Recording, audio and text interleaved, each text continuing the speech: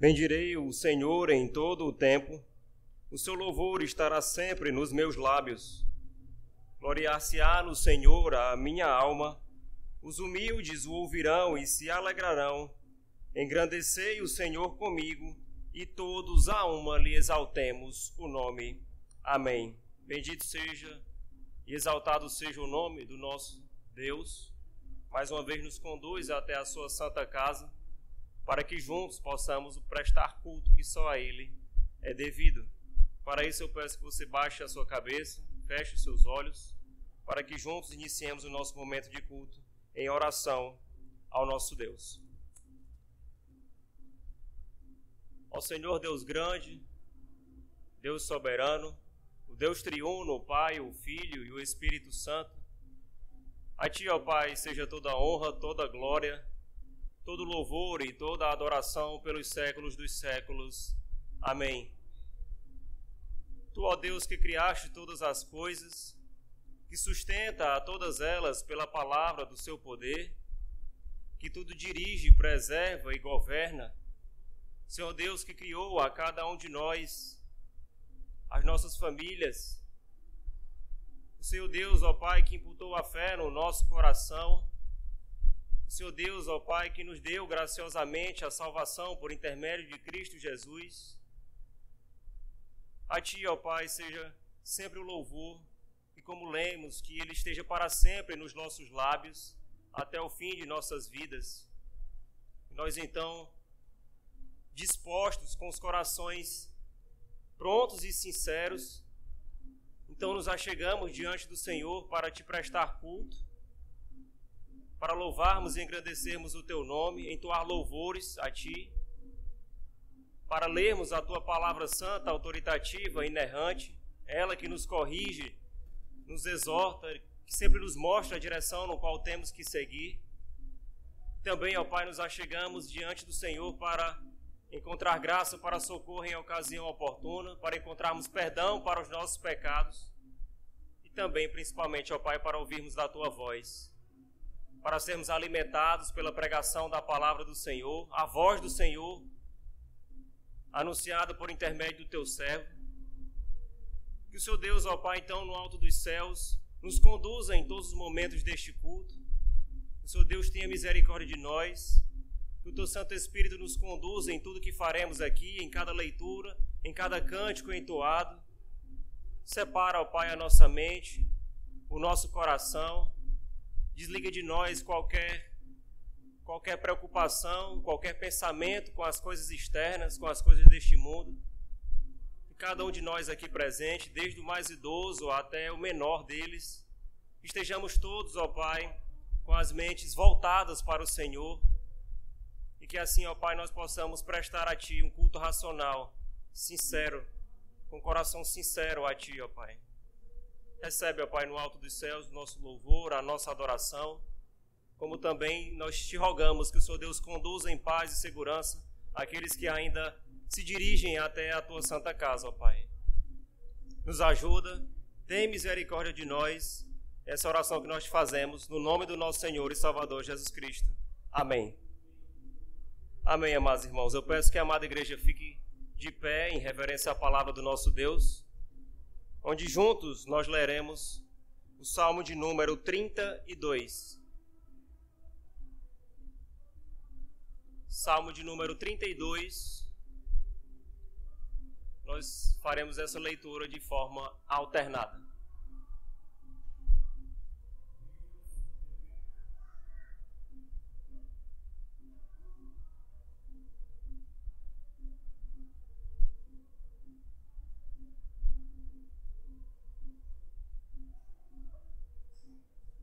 Salmo de número 32, leiamos de maneira alternada. De Davi, o Salmo didático. Bem-aventurado aquele cuja iniquidade é perdoada, cujo pecado é coberto.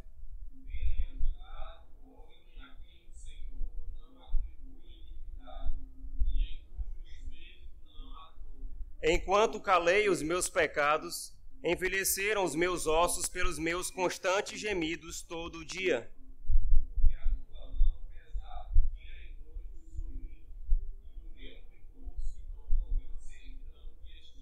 Confessei-te o meu pecado e a minha iniquidade não mais ocultei. Disse: confessarei ao Senhor as minhas transgressões, e tu perdoaste a iniquidade do meu pecado.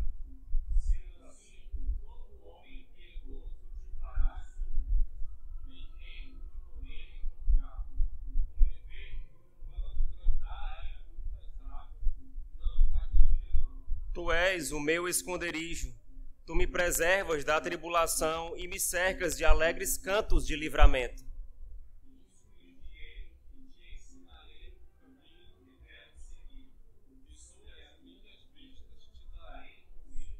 Não sejais como o cavalo ou a mula, sem entendimento, os quais com freios e cabrestos são dominados. De outra sorte, não te obedecem. Leiamos todos juntos os versos 10 e 11. Muito sofrimento terá de curtir o ímpio, mas o que confia no Senhor, a misericórdia o assistirá. Alegrai-vos no Senhor e regozijai-vos, ó justos, exultai, vós todos que sois retos de coração. Amém. Bendito seja o nome do nosso Deus. Os amados irmãos podem assentar-se. Assim eu peço que, lendo este salmo, e na conclusão dele ele diz que devemos nos alegrar no Senhor, regozijarmos nele. Neste momento, então, nós podemos louvar o nome do nosso Deus com o hino de número 3, a igreja em adoração.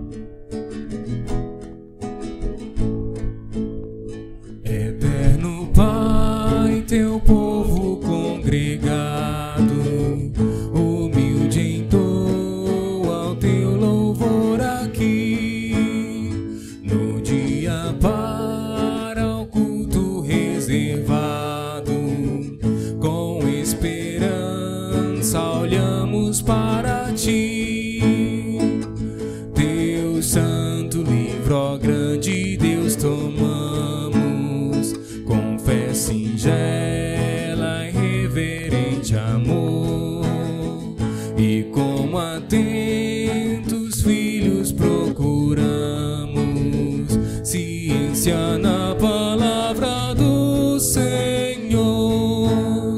Jesus, aos teus benditos pés sentados, queremos teu conselho receber, e sendo por ti mesmo doutrinados, de mais em mais na santa fé crescer, do mundo e seus encargos retirados, queremos descansar em ti, Senhor, mirando os ricos bens entesourados na plenitude do teu vasto amor. Ensina aos teus Espírito divino, dissipa as trevas destes corações, e com a luz do teu celeste ensino, venha aclarar as santas instruções. Aviva em nós as forças da memória, pois sempre mais queremos conhecer o Rei dos céus, o Cristo cuja glória enleva aos santos anjos de prazer.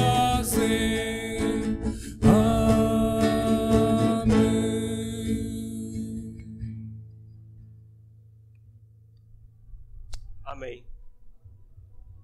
A palavra do nosso Deus no Salmo de número 25, a partir do verso 10, diz: Todas as veredas do Senhor são misericórdia e verdade para os que guardam a sua aliança e os seus testemunhos. Por causa do teu nome, Senhor, perdoa a minha iniquidade que é grande. Ao homem que teme ao Senhor, ele o instruirá no caminho que deve escolher. Amém. Nós temos a oportunidade agora diante do nosso Deus de mais uma vez orarmos para Ele e pedirmos perdão pelos pecados que temos cometido. Para isso eu peço que cada um dos irmãos possa abaixar a sua fronte, possa orar nesse instante, pedindo perdão individualmente pelo pecado que você tem cometido durante esta semana. Talvez às vezes ainda até aqui dentro do próprio templo, muitas vezes os nossos pensamentos vagueiam e acabamos pecando contra o Senhor nosso Deus. Então, para isso eu peço que você baixe sua cabeça, ore ao Senhor nesse momento de oportunidade que você tem, e após alguns instantes eu peço que nosso irmão Diácono Vitor possa elevar a sua voz em uma oração audível, pedindo perdão pelos pecados e também agradecendo pelos perdões da parte do nosso Deus.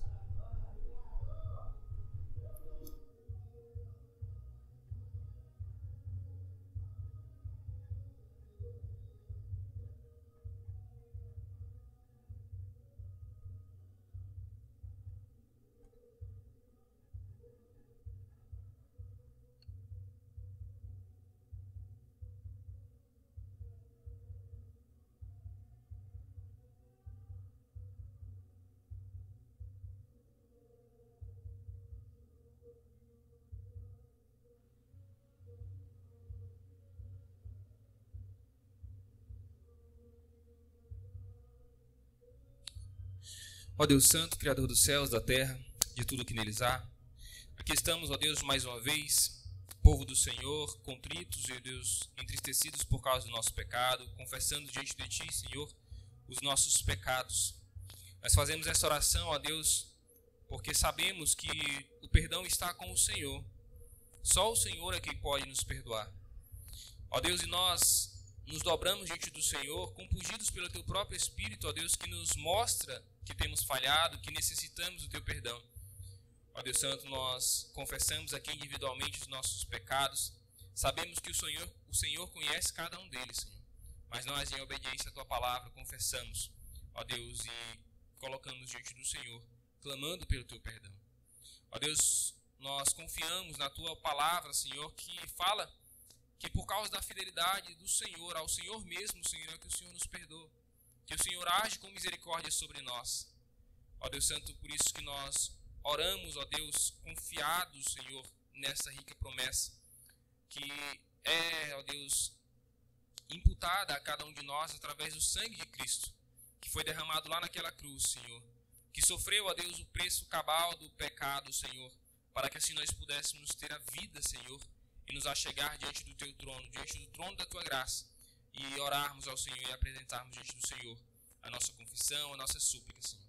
Ó Deus Santo, obrigado, Senhor, por este perdão maravilhoso, que nós possamos cada vez mais olhar para o sacrifício de Cristo, ó Deus, e nos lembrarmos, ó Deus, que Ele sofreu aquele castigo, Senhor, sofreu aquela cruz por causa dos nossos pecados, Senhor. E que nós possamos ter em mente, Senhor, a importância desse sacrifício, a importância, Deus, da obra redentora de Cristo para nós. E que assim busquemos, ó Deus, viver de maneira mais santa diante do Senhor todos os dias de nossas vidas, onde quer que estejamos, em nossos trabalhos, nossas faculdades, escolas, onde quer que nós estejamos, Senhor, que nós possamos saber que nós devemos, ó Deus, viver de uma vida santa diante do Senhor. Independente, Senhor, se isso vai incomodar aqueles que estão ao nosso redor, que vai, ó Deus, nos fazer, às vezes, muitas vezes, ser excluídos, ó Deus, de algumas rodas de amizades, etc. Mas que nós possamos lembrar que mais importa que nós agrademos ao Senhor do que aos homens. Nos ajuda, Senhor, que nós possamos caminhar cada vez mais de maneira reta diante do Senhor. Tem misericórdia de nós, em nome de Cristo Jesus. Amém. Amém, amados irmãos. Bendito seja Deus pelo perdão dos nossos pecados.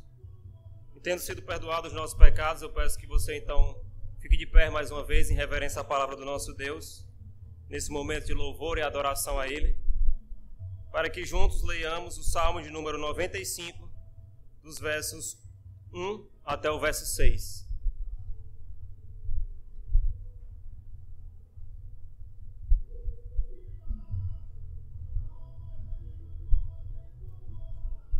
Salmo 95, do verso 1 até o verso 6, nós faremos essa leitura em uma só voz.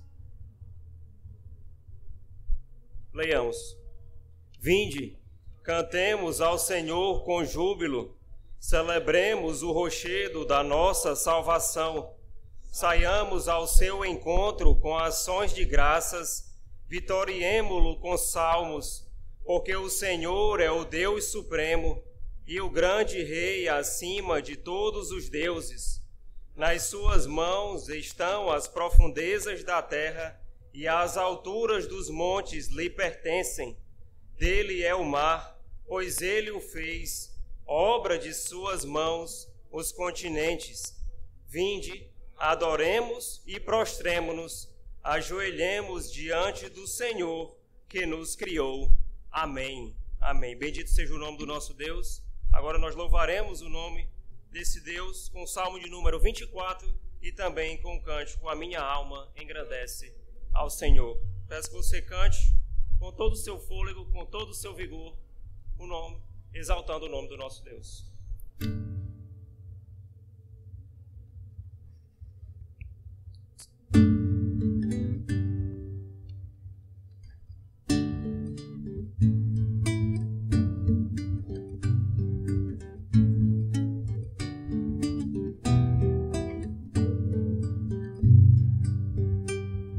Do Senhor é a terra e a sua plenitude, o mundo e todos os habitantes seus, pois sobre os mares ele a fundamentou e sobre as correntes estabeleceu.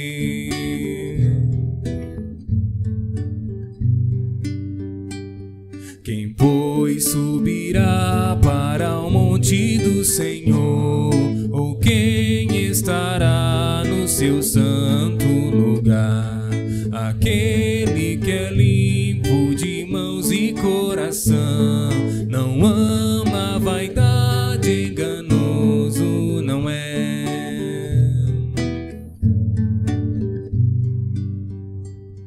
Tal homem recebe a bênção do Senhor, justiça do Deus da sua salvação. Tal é a linhagem daqueles que o buscam a face do Deus de Jacó.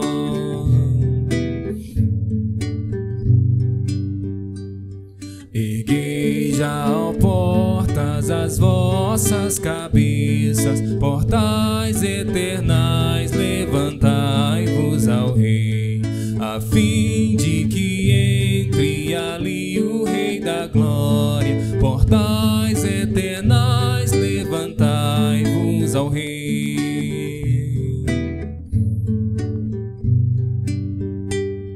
Quem é o Rei da glória, este Rei tão glorioso, Senhor das batalhas, que é forte em poder? Erguei já, ó portas, as vossas cabeças, portais eternais, levantai-vos ao Rei.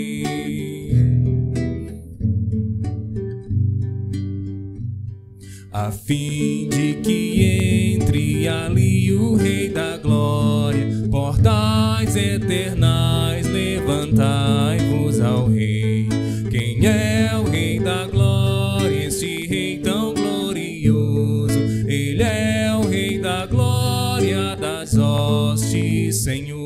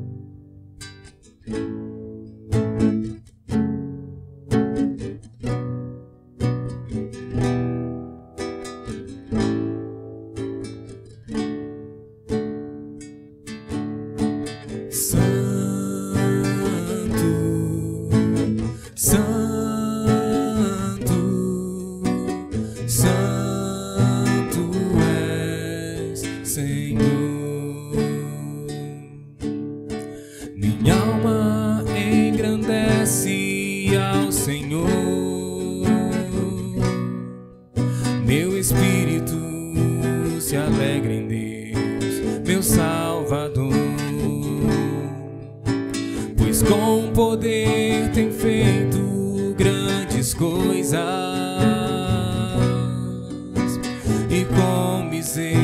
misericórdia, demonstrado amor. Santo,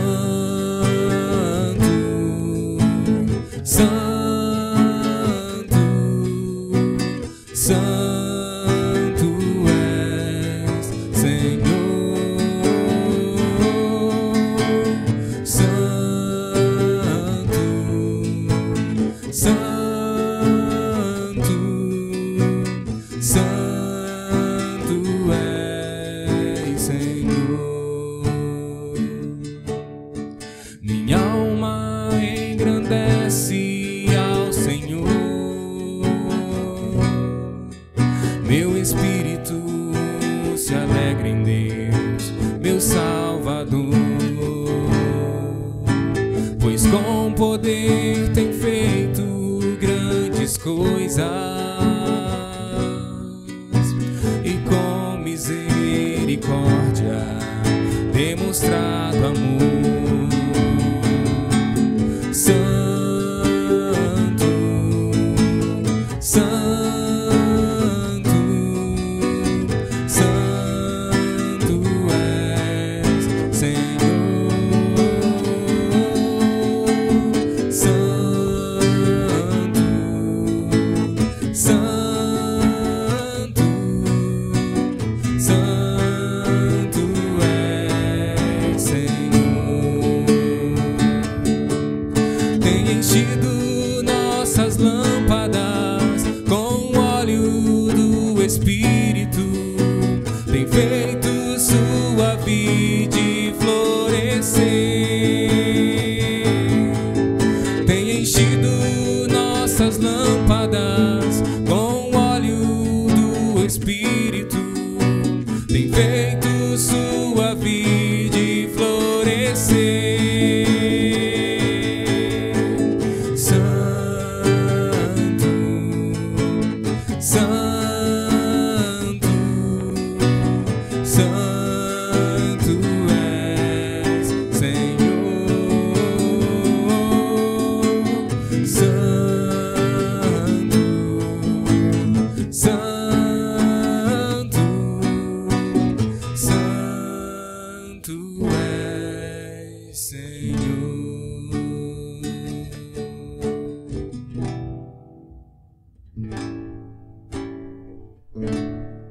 Amém. Os irmãos podem assentar-se. A palavra do Senhor nos diz em Êxodo, no capítulo 25, os versículos 1 e 2: Disse o Senhor a Moisés: Fala aos filhos de Israel que me tragam oferta de todo homem cujo coração o mover para isso, dele recebereis a minha oferta. Amém. Sabemos que o Deus estabelece um princípio para nós, que reconhecendo a grandeza e a majestade dele, sabendo que tudo vem das mãos do nosso Deus, ele então requer de nós que entreguemos diante dele 10% daquilo que temos recebido como fruto do nosso salário. E também que com disposição de coração, e muitas vezes as ofertas ultrapassam os valores dos dízimos, pela gratidão com relação àquilo que o Senhor Deus tem feito para com cada um de nós, como Ele nos tem sustentado e provido tudo aquilo que precisamos, então nós trazemos, como a própria palavra de Deus diz, com alegria, à casa do Senhor, dízimos e ofertas e depositamos diante do nosso Deus.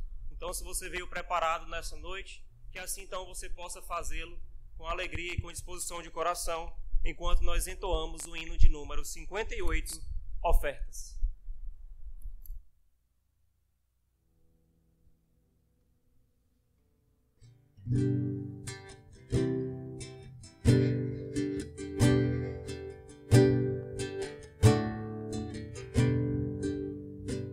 A minha vida com seus bens provém de ti, Senhor.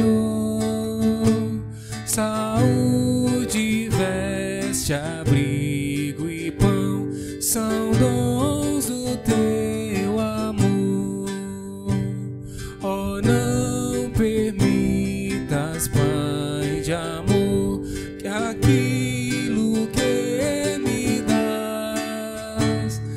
eu ouso incauto desviar em causas vãs ou más. Não deixes que meu coração se engolfe no prazer e no fruir de muitos dons eu venha te esquecer. Mordomo teu eu quero dar à igreja em proporção a quantas bênçãos recebi de tuas próprias mãos. Aceita minha oferta, ó Deus, e bênçãos dá-me a flux. Sim, dá-me sempre o que ofertar a causa de Jesus.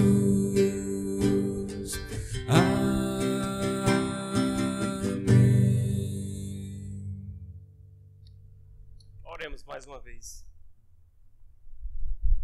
Graças te damos, ó Deus, de infinita bondade e misericórdia, por tudo que foi feito até aqui diante da tua presença, por cada palavra da tua sagrada escritura que foi lida aqui neste santo lugar, pelos louvores entoados ao teu nome. Te bendizemos pelo perdão dos nossos pecados que encontramos em Cristo Jesus somente.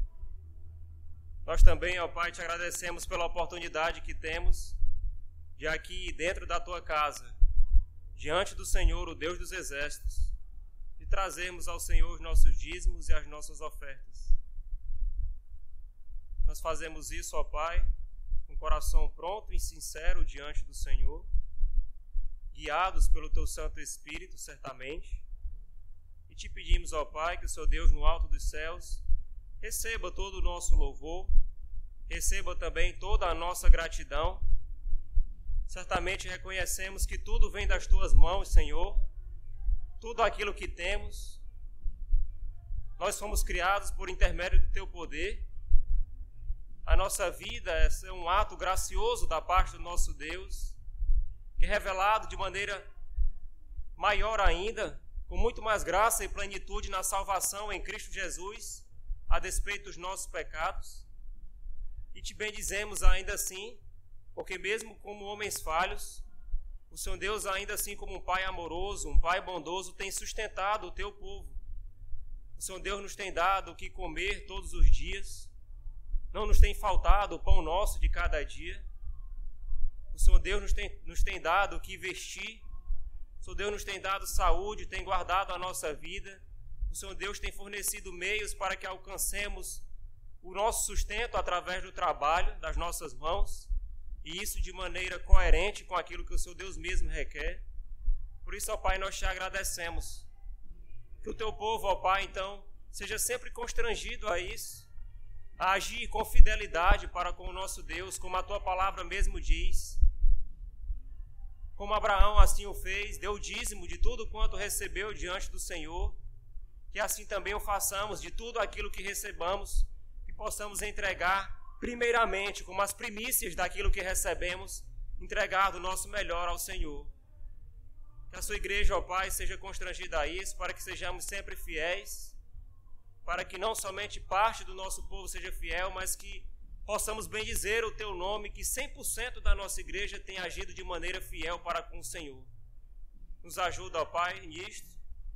Tem misericórdia de nós, como também nesse momento, ó Pai, nós te pedimos que o Seu Deus possa nos tomar todos em Tuas mãos, nesta hora santa no qual nós ouviremos a Tua voz, ela que acalma o nosso coração, que alimenta a nossa alma,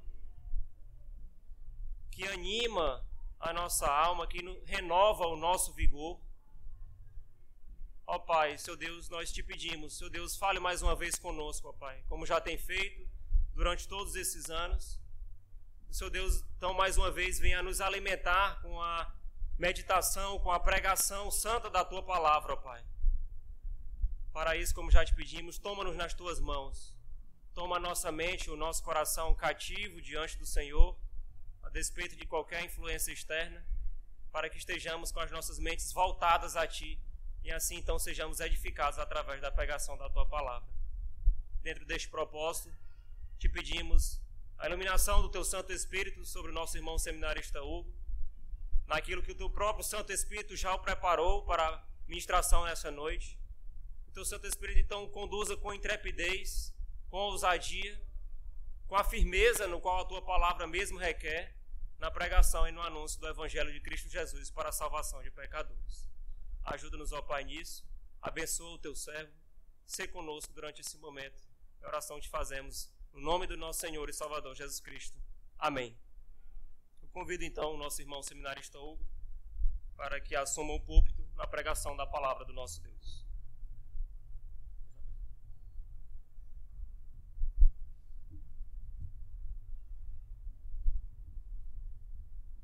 Boa noite, meus irmãos, a graça e a paz. Irmãos, eu convido que todos abram a palavra de Deus no Salmo de número 93. É o texto no qual irei pregar esta noite. Salmo de número 93.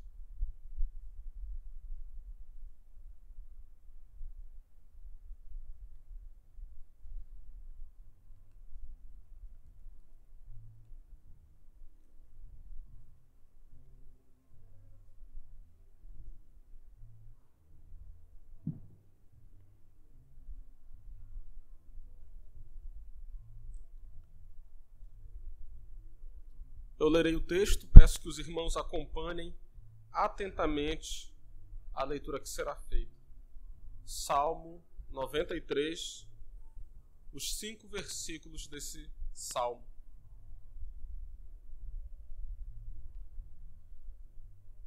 Leiamos. Reina o Senhor, revestiu-se de majestade, de poder se revestiu o Senhor e se cingiu. Firmou o mundo que não vacila. Desde a antiguidade está firme o teu trono. Tu és desde a eternidade. Levantam os rios, ó Senhor. Levantam os rios o seu bramido. Levantam os rios o seu fragor. Mas o Senhor nas alturas é mais poderoso do que o bramido das grandes águas, do que os poderosos vagalhões do mar. Fidelíssimos são os teus testemunhos. À tua casa convém a santidade, Senhor, para todos sempre. Amém. Até aqui a leitura da Santa Palavra de Deus. Oremos, irmãos. Senhor, Deus Santo, Deus misericordioso, Deus bom, todo-poderoso. Obrigado, Senhor, pela tua palavra. Obrigado, Senhor, pelo cântico dos hinos, por este momento até aqui, pela igreja que aqui se reúne. Obrigado, Senhor, por este local separado para o culto. E obrigado, Senhor, pela mediação de Cristo, teu Filho, no qual cremos, ó Pai. A nossa adoração é recebida, é depositada, ofertada diante de Ti como um sacrifício de aroma suave. Pai Santo e Eterno, se conosco neste momento.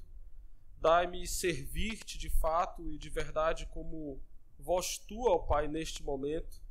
Senhor, meu Deus, que não seja eu a expor a tua palavra, mas seja, Senhor, meu Deus, a tua palavra a usar-me, Senhor, tão somente como meio para ser anunciada a este povo. Meu Deus e meu Pai, te peço, dá a cada um olhos para ver, ouvidos para ouvir, um coração submisso, um coração maleável para que atenda a tua voz.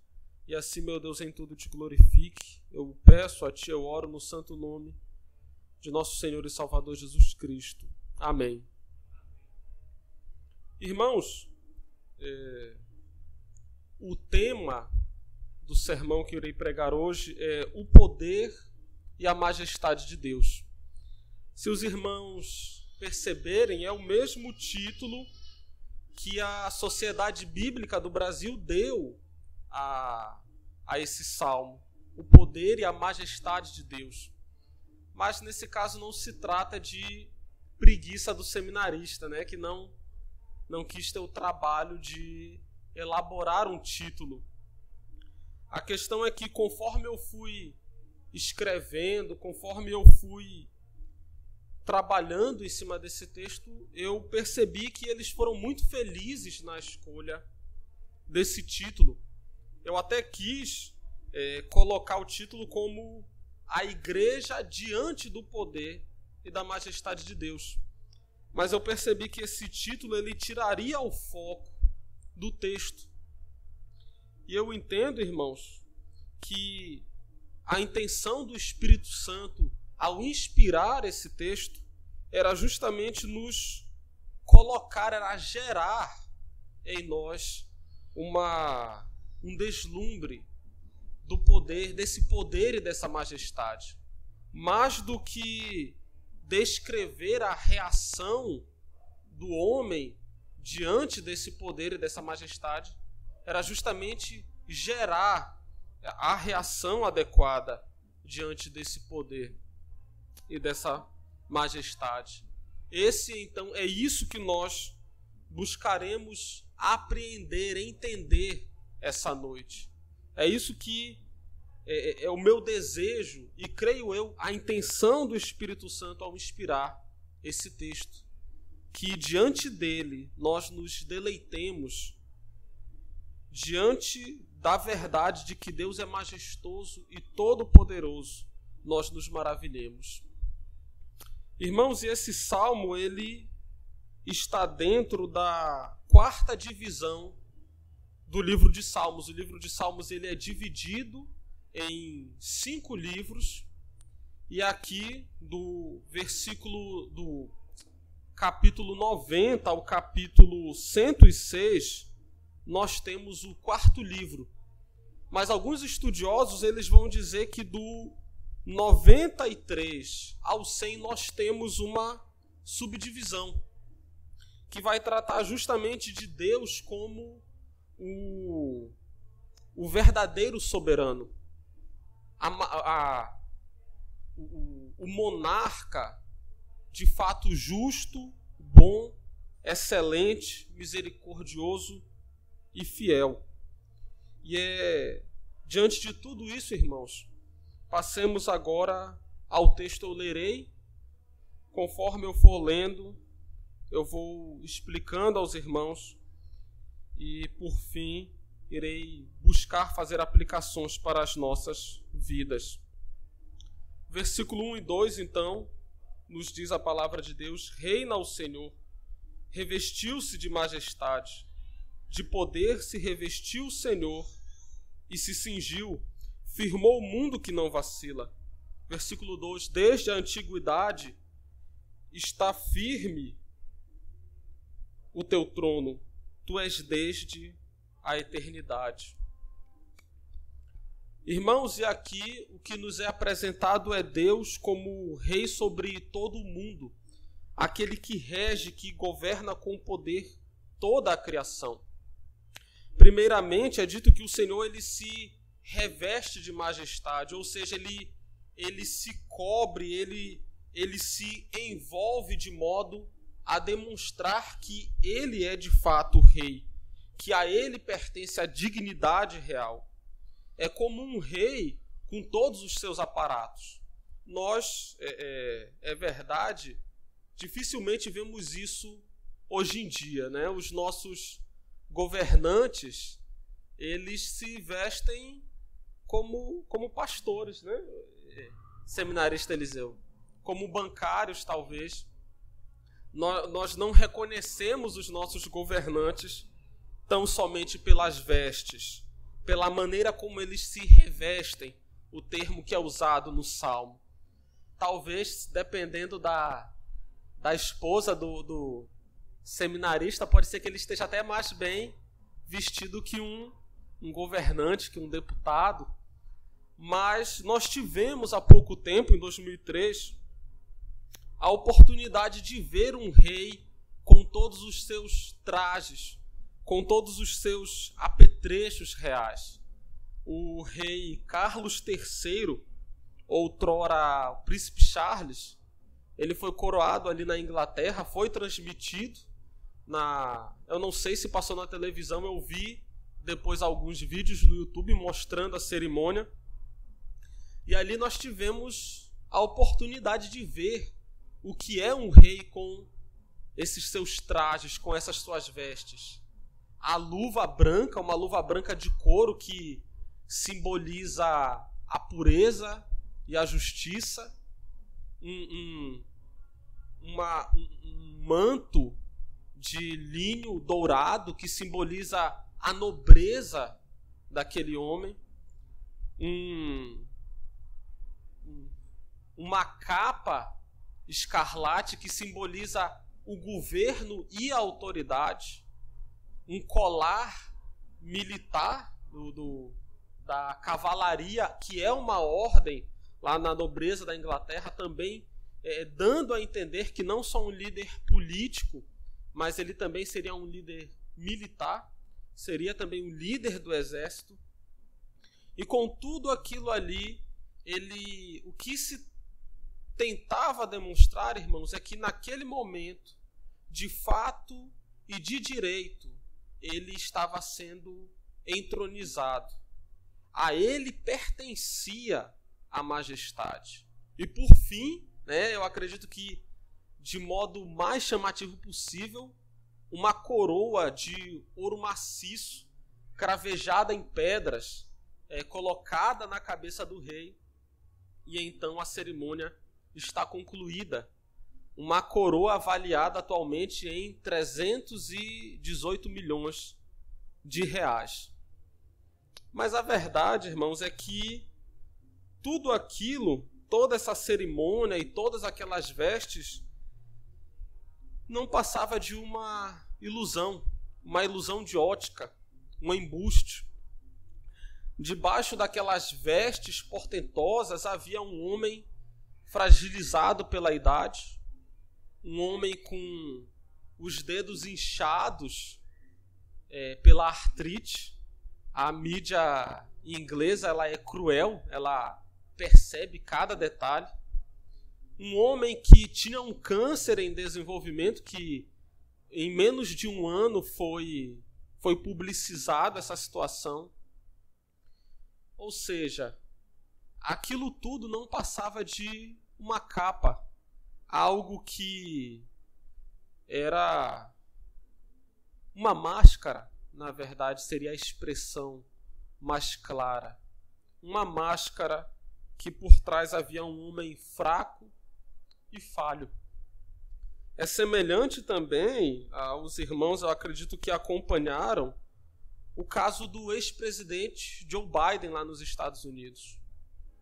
Um homem considerado o mais poderoso do mundo, o comandante do exército mais poderoso do mundo, mas que andava tropeçando nas escadas, na hora de sair do palanque, saía pelo lado errado, na hora de dar uma entrevista falava coisas totalmente sem nexos, um homem tomado pela senilidade.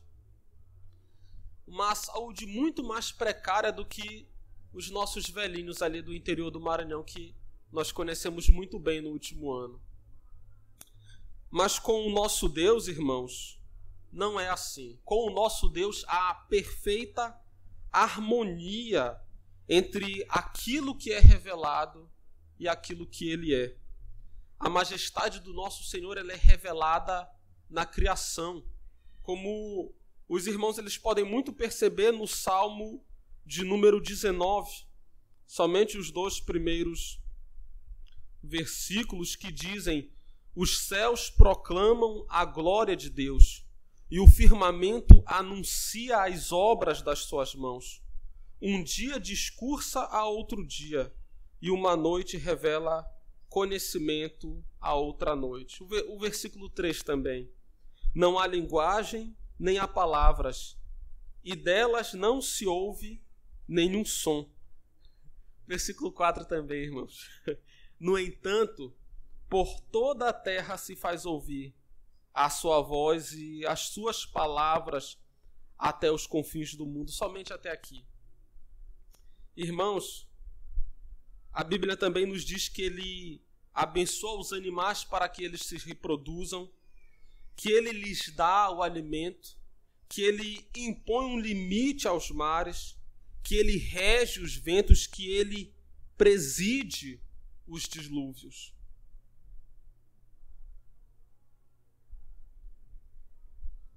Como muito bem disse o pastor puritano Matthew Henry, a majestade dos príncipes desse mundo, diante da terrível majestade de Deus, é como o vislumbre de um vagalume em comparação com a luminosidade do sol na sua força. E esse Deus, irmãos, cuja criação proclama a majestade de modo tão deslumbrante, também se reveste de poder como que se cingindo para a batalha. É o que nos diz aqui o meio do versículo 1. De poder se revestiu o Senhor e se cingiu. Cingir, irmãos, eu não sei se os irmãos já compreenderam bem o que é se cingir, mas a ideia é que naquele momento da história, né, os homens eles usavam uma manta, uma capa, era uma roupa só, uma túnica, e no caso do homem ele ter que correr ou ele ter que fazer qualquer trabalho que exigisse mais mobilidade, ele levantava essa manta e amarrava ela em cima da cintura, ficava tipo um saiote. Isso era cingir as suas vestes, para que ele tivesse mais mobilidade. E isso era comumente feito para a batalha. Não sei se os irmãos têm a imagem de memória, mas o soldado romano, com todo o seu traje, ele estava ali com um saiote, né? Justamente para ele ter essa mobilidade no campo de batalha. Então, quando se fala que o Senhor ele se revestiu de poder e se cingiu, é porque ele tem o poder em suas mãos. A ele pertence o poder e ele usa efetivamente esse poder para manter o mundo inabalável. É o que nós lemos no final do versículo 1. Firmou o mundo que não vacila. E nisso, irmãos, o Senhor ele empenhou a sua palavra. Nós lemos em Gênesis 8, 22, Gênesis capítulo 8, versículo 22, que nos diz: enquanto durar a terra, não deixará de haver sementeira e ceifa, frio e calor, verão e inverno, dia e noite. E quem, irmãos, poderá deter a mão do nosso Senhor? Quem poderá questioná-lo? E esse poder, irmãos, manifesto aqui é um poder deslumbrante, é algo de fato para nós nos maravilharmos, quando é dito que não deixará de haver dia e noite. Nós vemos aqui, Heitor, o movimento de rotação da Terra. A Terra girando em seu próprio eixo, a Terra sobre o vácuo, sobre o nada. E nisso o Senhor domina, isso o Senhor rege.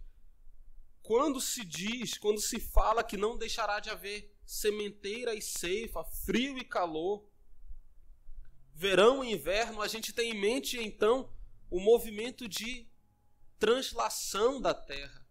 A Terra girando em torno do Sol, e aqui, irmãos, é todo o universo envolvido.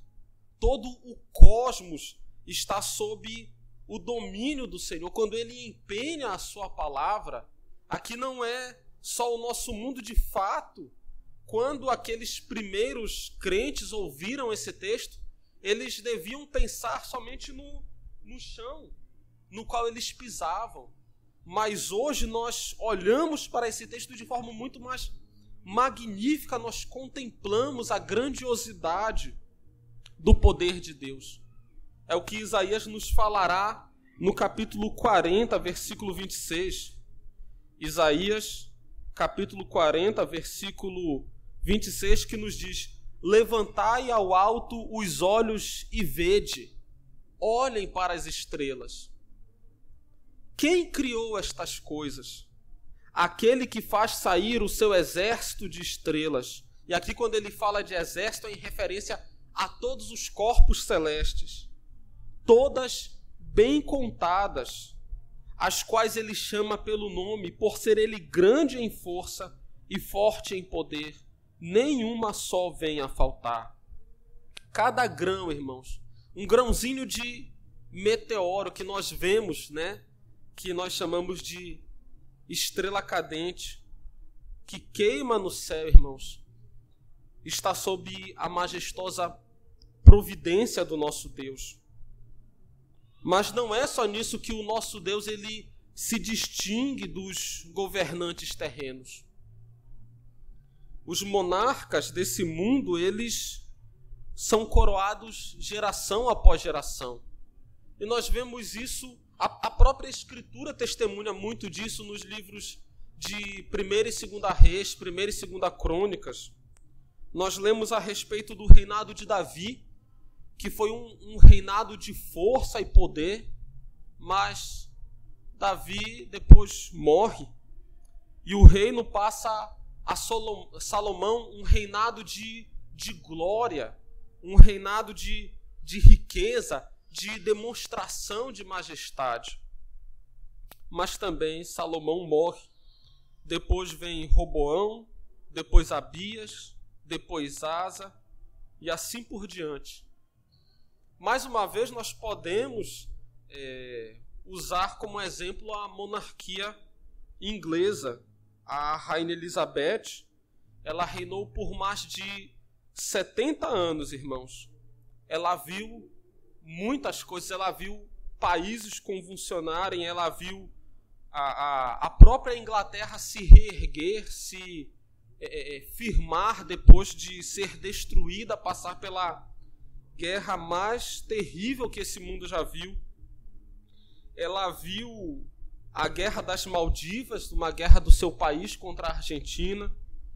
Ela viu a crise dos mísseis de Cuba. Eu não sei se os irmãos mais antigos aqui lembram dessa história. Eu lembro só não lembro, né? Eu vi na internet. Mas foi um momento em que os cientistas ali de Chicago, os cientistas lá dos Estados Unidos, eles falaram que faltava 7 minutos para o apocalipse, 7 minutos para o fim do mundo.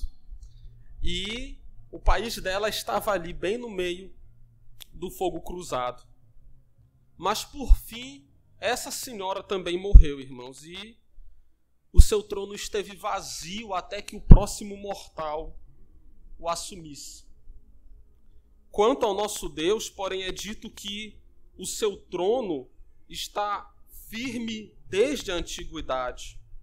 Desde sempre, o trono do nosso Senhor está firme, desde tempos imemoráveis, ninguém o coroou. Mas não é somente isso. Ele é eterno, e só ele é eterno. Só ele tem a vida de si mesmo, só dele que se pode dizer que é sem princípio de dias, nem fim de existência. Todos os reinos, irmãos, passarão, todos os domínios terão fim, mas o domínio do nosso Deus, ele jamais findará, justamente porque ele é eterno. A gente lê isso lá em Daniel, capítulo 2, versículo 44. Mas nos dias destes reis, e aqui já é uma profecia falando dos últimos e poderosos reis, o Deus do céu suscitará um reino que não será jamais destruído. Este reino não passará a outro povo. Esmiuçará, ele quebrará até a mínima parte e consumirá todos estes reinos, mas ele mesmo subsistirá para sempre. O reino do nosso Deus, o domínio do nosso Deus é eterno. Não teve começo, assim também não terá fim.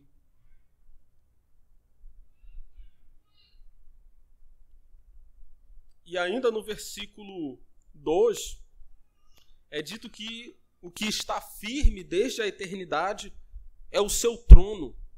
A ideia de trono, irmãos, tradicionalmente passa a mensagem de justiça e de governo, a regência em si. Assim, irmãos, quando nós terminamos de ler esses 2 versículos, esses 2 breves versículos, nós temos diante de nós formada a imagem de um rei majestoso, poderoso, justo e providente, o perfeito e mais excelente dos monarcas. Mas passamos agora então aos versículos 3 e 4, que nos dizem: levantam os rios, ó Senhor, levantam os rios o seu bramido, levantam os rios o seu fragor. Mas o Senhor nas alturas é mais poderoso do que o bramido das grandes águas, do que os poderosos vagalhões do mar. E o que nós vemos aqui, irmãos, é a impetuosidade dos poderes mundanos, os quais, no entanto, eles não são nada comparados ao nosso Deus. Ao ler o versículo 3, eu imediatamente lembro da minha sogra, né? A minha sogra que ela morre de medo de passar na Avenida Litorânea, lá em São Luís, por causa do mar. Ela não gosta de ver o mar, aquele grande, sem fim, aquele barulho, aqueles ventos fortes. E, de fato, o mar é algo para ser temido. Há certo tempo eu vi um vídeo, aqueles vídeos rápidos, o rapaz ele ensinando a como sair das ondas. Aí a pessoa foi nadar no mar e ali as ondas levaram ela para um local distante, onde ela não tem pé, onde ela não tem força, e ele explicando: olha, ao invés de você tentar nadar, você vai ficar boiando. Aí ele dizia: ó, toda vez que acontecer esse movimento na água, aí você dá uma abraçada, aí para, espera o movimento de novo e dá outra abraçada, até que a pessoa conseguiria sair daquela situação. Até o nadador mais experiente, irmãos, se ele for somente acostumado a essas piscinas olímpicas, essas piscinas de clube, ele corre risco de vida quando no meio do mar, quando na voragem do mar. O oceano, então, as águas impetuosas do mar devem, de fato, ser temidas. Essa imagem ela pode não ser muito clara para nós, né? Nós que vivemos aqui no interior do Brasil. Não, quando eu falo interior, não em cidade pequena, mas interior de não estarmos no litoral. Muitas vezes nós não olhamos o mar, as águas, como algo para ser temido. É como o Chaves, né? Que a Chiquinha foi perguntar para ele se ele já tinha visto o mar, e ele disse que sim, desse tamanho, né? Que ele tinha visto pela televisão. Mas nós temos uma breve imagem dessa grandiosidade, podemos usar essa palavra sem medo, essa grandiosidade da fúria do mar aqui em Teresina, nas nossas chuvas, né? As chuvas aqui em Teresina é algo realmente que causa pavor. Minhas filhas ali não me deixam mentir. Os trovões que racham, o vento, a chuva, é tudo muito rápido, é tudo muito de repente. E agora você imagine tudo isso sobre um abismo, que é uma expressão que as escrituras comumente dão para o mar. O abismo. O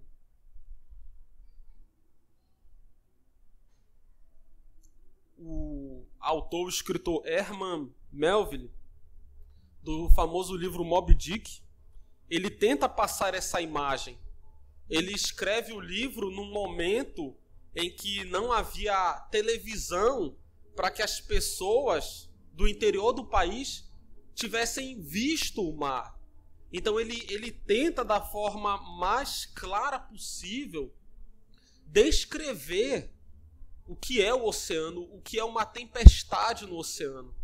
Ele vai falar do navio que girava sobre o seu calcanhar, como que os mastros estáveis no vendaval pareciam espadas de três guerreiros lutando entre si, como que o vento brincava com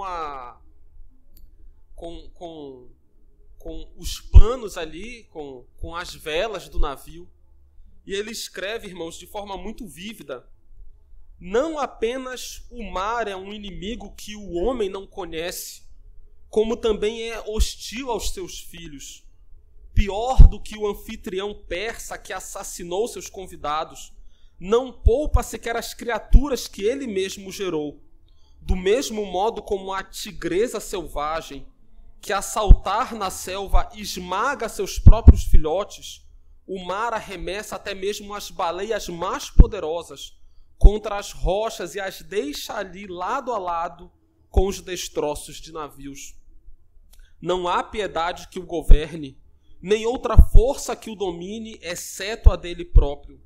Ofegante e bufando como um cavalo de batalha enlouquecido que perdeu seu cavaleiro, o oceano sem mestre toma conta do globo.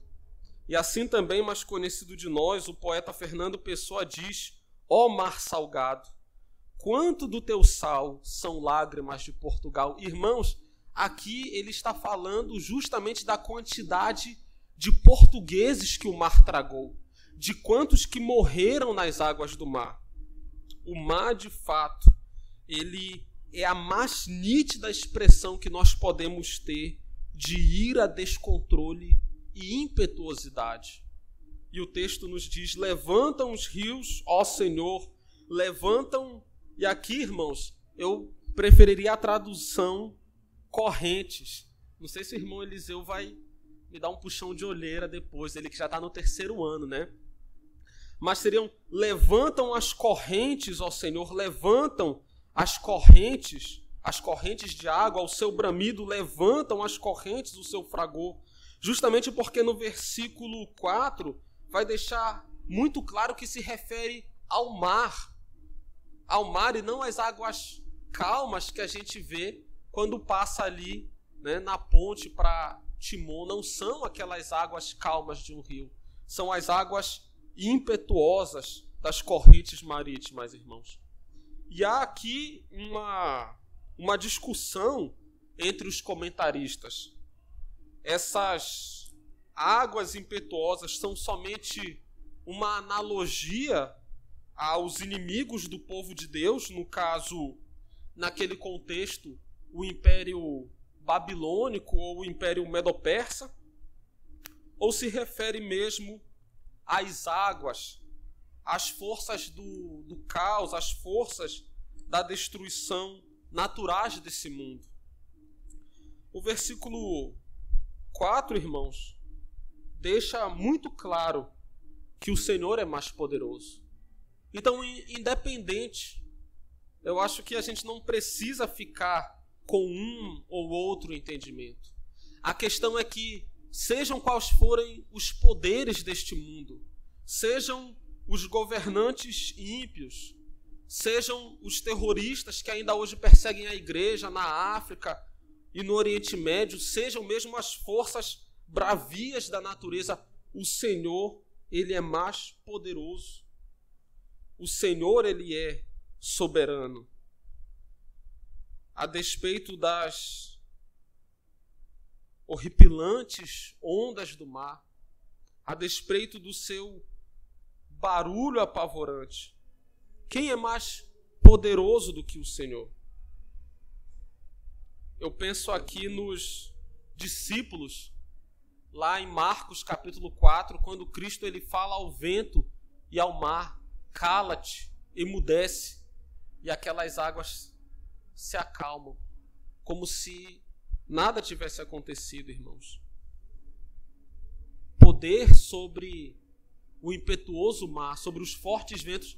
E se forem os governantes, a Escritura ela é ainda mais clara. Eu peço aos irmãos que abram a palavra de Deus em Isaías capítulo 40. Mais uma vez nós já lemos, eu li sozinho, mas agora eu quero que os irmãos leiam comigo. Isaías capítulo 40, do versículo 15 ao versículo 18.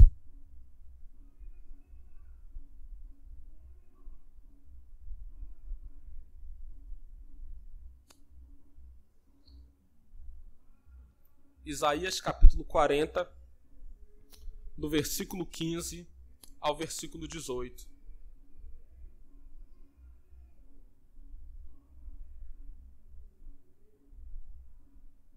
Leiamos. Eis que as nações são consideradas por ele como um pingo que cai de um balde e como um grão de pó na balança. As ilhas são como o pó fino que se levanta. Nem todo o Líbano basta para queimar, nem os seus animais para um holocausto. Todas as nações são perante ele como coisa que não é nada. Ele as considera menos do que nada, como um vácuo. Com quem comparareis a Deus? Ou que coisa semelhante confrontareis com ele? Irmãos, e aqui o Senhor, ele humilha da forma mais clara possível os poderes desse mundo, os poderosos deste século. O que é, irmãos, um pingo num balde d'água?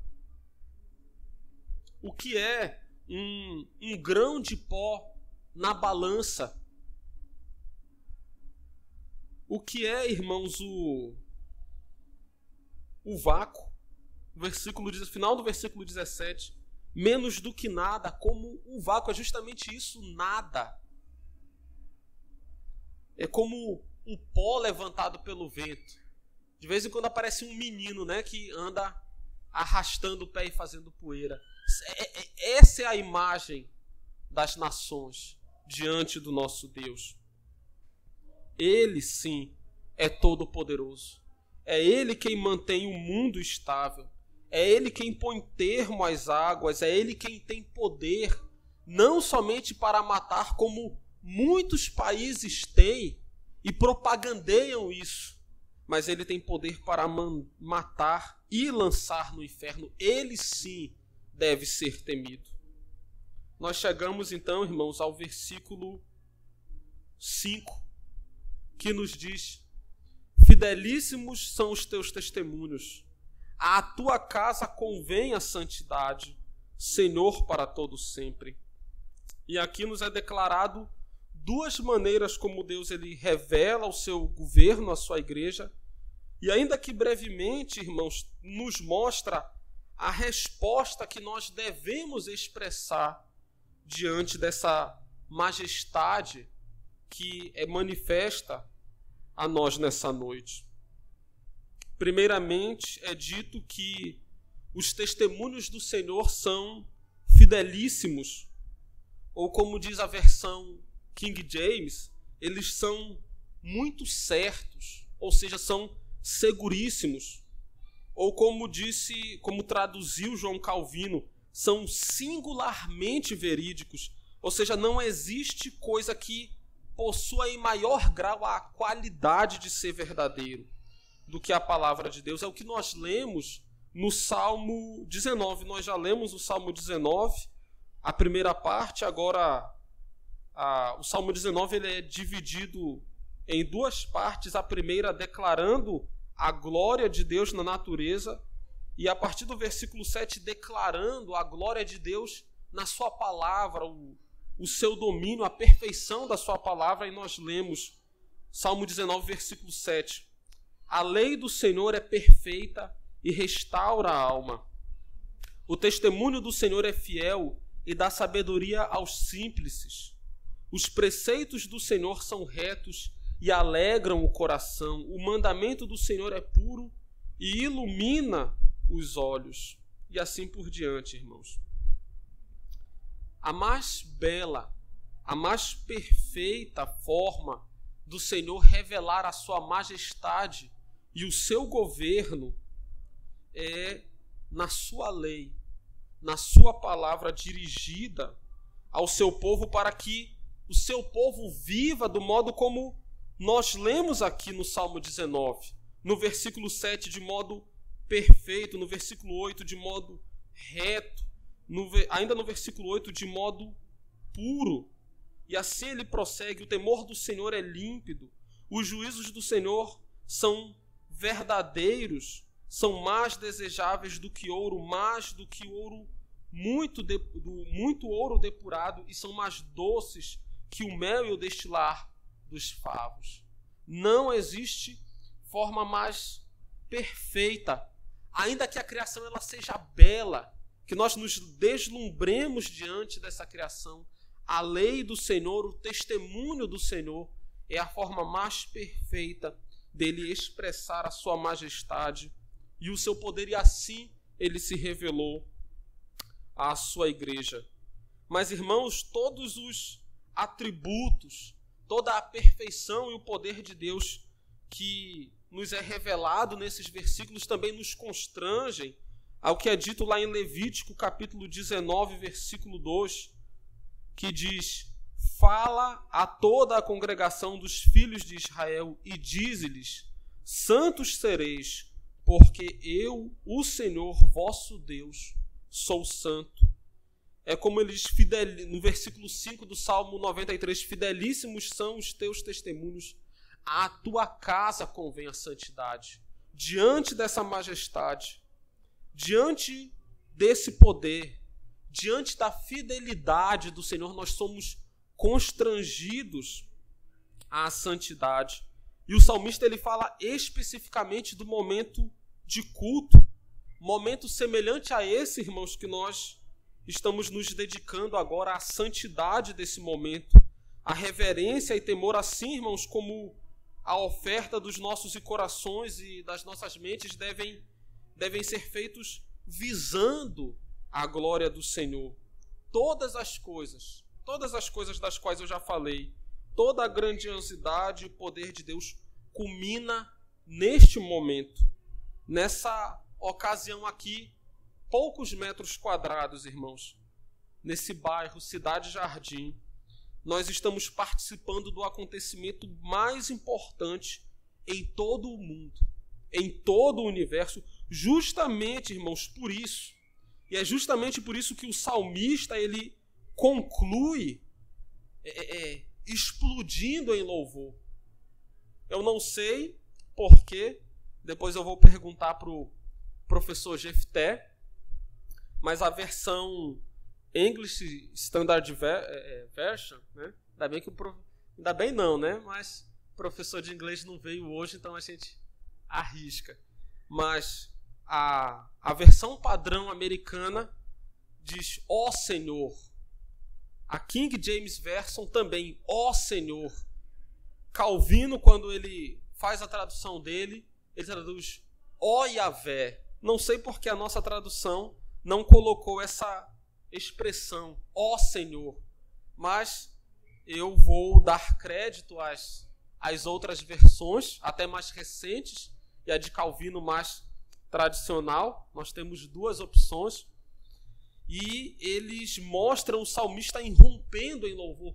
Ó Senhor, para todo sempre. A tua casa convém a santidade, ó Senhor. O salmista, então, diante de tudo isso, irrompe em louvor. E aqui nós percebemos, os irmãos lembram, que alguns estudiosos, eu falei nisso, vão dizer que do Salmo 93 até o 100, nós temos um tema só, e nós lemos isso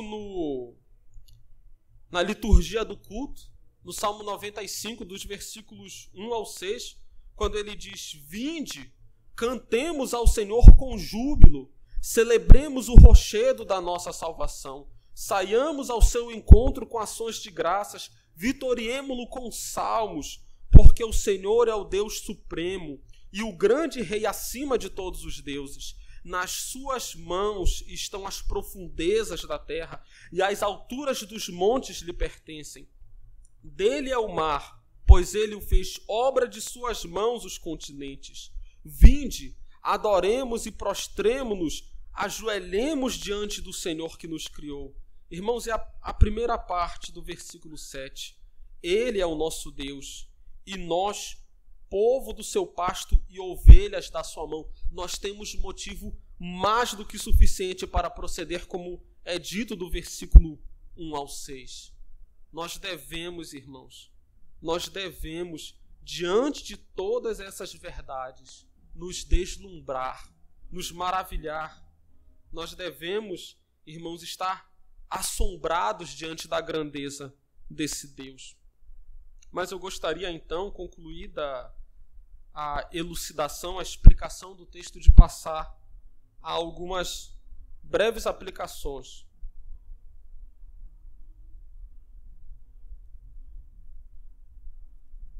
E a primeira, meus irmãos, é que nós não devemos andar angustiados, preocupados, ansiosos, por exemplo, é o assunto da semana, né, com a tarifa do Donald Trump. Não é algo para nos deixar ansiosos, angustiados, temerosos. Assim como o fato da China estar negociando portos pelo mundo, ou do bilionário Elon Musk ter mais satélites que Estados Unidos e China juntos, tais coisas não devem tirar o nosso sono. Todas essas coisas, elas são passageiras. Nós devemos confiar na providência do Senhor, no poder de Deus, sabendo que todo o governo está nas suas mãos e tudo ele faz como lhe agrada, de acordo, irmãos, com o seu imutável decreto. Tudo pré-estabelecido segundo a sua sabedoria, segundo o seu plano final que será cumprido.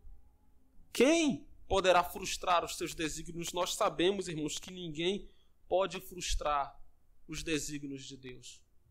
Um exemplo muito interessante é dos judeus, naquele momento ali do primeiro século, um pouco antes, e também num bom pedaço ali do primeiro século, eles se acostumaram a recitar o Salmo 93 como preparação para o dia de descanso. Eles, espalhados pela Arábia, pela Grécia, pelo Império Romano, submissos a imperadores, a governadores, a homens ímpios e pagãos, mas eles paravam e recitavam o Salmo 93 como que declarando quem de fato e de verdade governa, quem de fato e de verdade domina. Mas igualmente nós também não devemos confiar, descansar no braço alheio, na carne, como nos diz Jeremias no capítulo 17, versículo 5. Jeremias, irmãos, capítulo 17, versículo 5. Assim diz o Senhor: maldito o homem que confia no homem, faz da carne mortal o seu braço e aparta o seu coração do Senhor. Aqui o texto claramente fala do seu próprio braço, da sua própria carne, mas são muitos que confiam na carne alheia, no braço alheio, que creem que numa ação política, que talvez na assinatura de um homem poderoso, os seus problemas serão resolvidos, serão solucionados. É interessante como isso está na mentalidade do povo. Um cantor muito famoso aqui no Brasil, ele conclui uma de suas músicas dizendo que tudo que ele viveu, o seu único desejo era falar com o presidente para ajudar os nordestinos que sofriam ali em Brasília. Era a sua intenção. Um poeta maranhense, ludovicense, Zequinha Cruz, ele convoca o presidente dizendo: não seja covarde, senhor presidente. Irmãos, isso está na mentalidade. Isso é algo que o brasileiro ele guarda, infelizmente, muito forte no seu coração. Como se uma caneta, como se uma simples ação política pudesse resolver todos os seus problemas. A verdade, irmãos, é que eles não podem. Eles não têm poder para isso. Nem se eles quisessem. Não é só questão de querer ou não. Eu sempre acho, sempre que eu estou falando desse assunto, sempre que eu abordo esse assunto, eu me lembro de um exemplo muito interessante que o pastor Alan Porto ele deu lá na Igreja Presbiteriana do Renascença no ano de 2017, falando sobre confiança, sobre estabilidade. Ele falou, olha, você confia talvez num concurso público, que você vai passar e que vai tudo estar bem. O Estado pode quebrar. E isso é verdade, irmãos. Há quem confie na aposentadoria, há quem confie no concurso, há quem confie na educação. A verdade é que só no Senhor há verdadeira estabilidade. É só no Senhor que nós podemos verdadeiramente descansar. É só na providência de Deus que nós podemos nos entregar. Deixar os fardos caírem é só diante do Senhor. Nada mais pode nos dar essa estabilidade, essa certeza, esse descanso. De tal forma, irmãos, que esse Deus Todo-Poderoso, que põe termo às águas, Rei do Universo, Senhor da Glória, providenciou aquilo que nós mais necessitávamos. Providenciou um Salvador, um substituto, alguém para tomar os nossos pecados, para carregar sobre si as nossas dores. A nossa maior necessidade já foi suprida. O nosso descanso ele já foi garantido. E agora nós podemos, irmãos, unidos a Ele e tão somente unidos a Cristo, pertencer como co-herdeiros desse domínio de um Rei tão maravilhoso, de um Rei tão poderoso. E a segunda aplicação que eu gostaria de fazer é perguntar se nós temos vivido de modo grato. É interessante que eu lendo ali os comentaristas, eu percebi que tanto Calvino como Matthew Henry, eles chamam a atenção para a questão da gratidão. E é algo que não chama a atenção dos comentaristas modernos. E quando eu fiz o meu esboço, ali aquele esboço cru, foi algo que também não me chamou a atenção. E isso, na verdade, é um constrangimento, porque revela como nós temos procedido de modo ingrato. Por que João Calvino e Matthew Henry, eles chamam tanta atenção para a gratidão diante desse salmo? Diante do fato que o Senhor, ele firma ao mundo, que Ele dá dia e noite, frio e calor, verão e inverno. É porque, irmãos, no tempo deles, a coisa era difícil. As coisas eram difíceis. Conta-se que nos dias de Matthew Henry, ali na Inglaterra elisabetana, eles tinham o costume de engolir uma bala, porque eles acreditavam que a bala ia sair limpando o estômago, ia sair limpando o intestino e tudo mais, e que aquilo ali iria ajudar na saúde deles. Nos dias de João Calvino, eu creio, os irmãos conhecem a história, estourou na Europa a peste negra. Infindáveis pessoas morriam. E aquilo ali tudo abalava a sociedade. A saúde era um problema. A alimentação era um problema. Se naquela estação as chuvas não foram boas, não existia irrigação, não existia adubo, não existiam países do outro lado do mar que pudessem fornecer o alimento, que se pudesse comprar o alimento.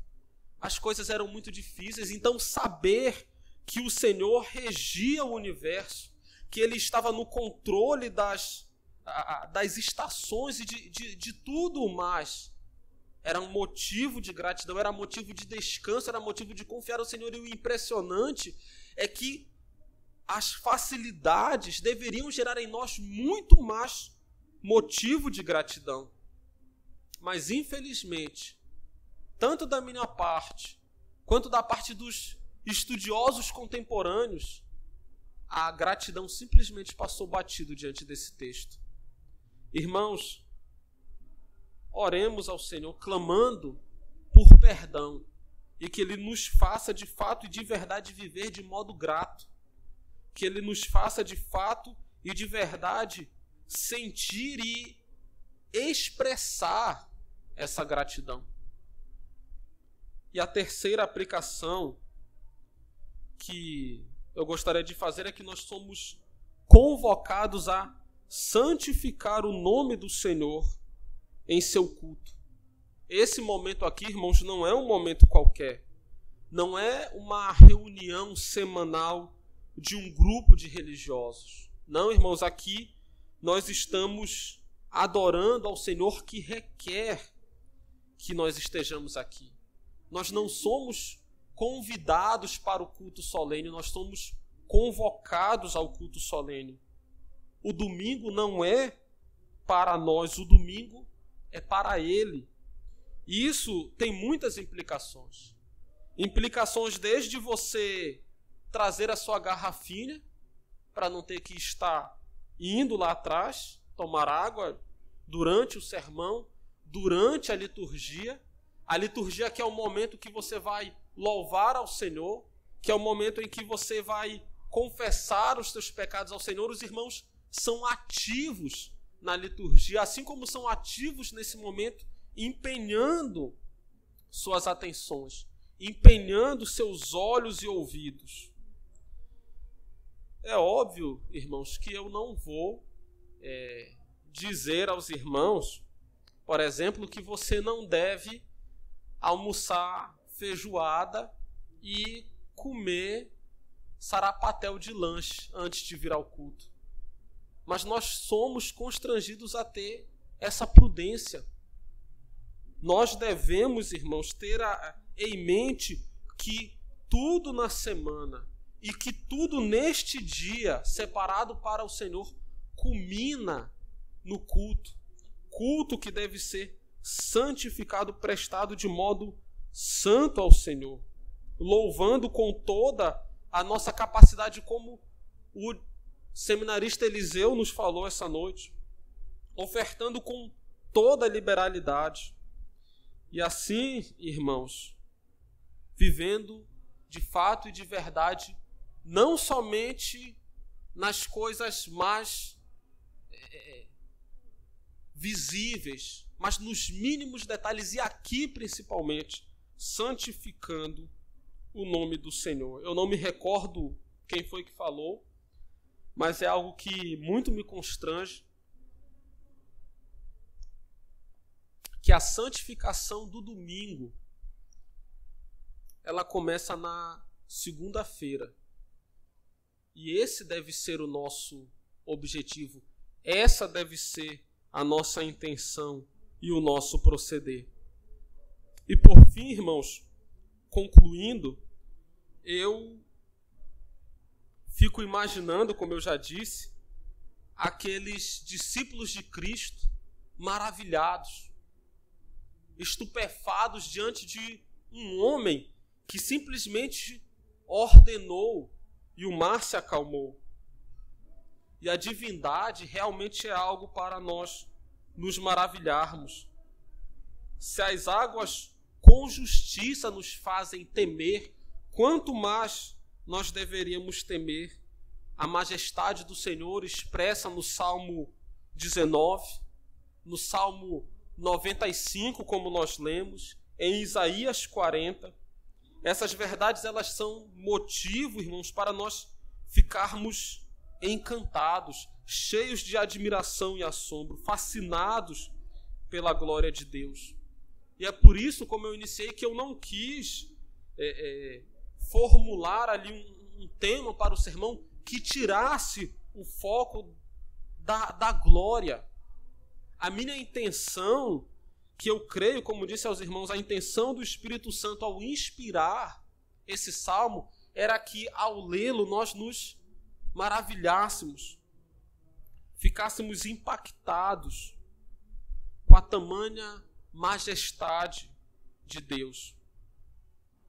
Mas, infelizmente, irmãos, eu tenho que fazer a pergunta para mim mesmo, mas para todos os irmãos que estão aqui.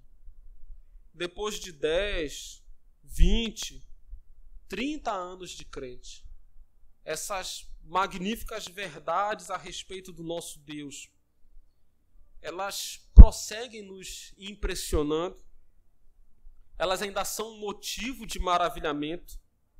O culto, os louvores, a palavra, a devoção, tudo isso ainda é motivo de deleite ou tudo isso se tornou coisa banal, coisa de somenos?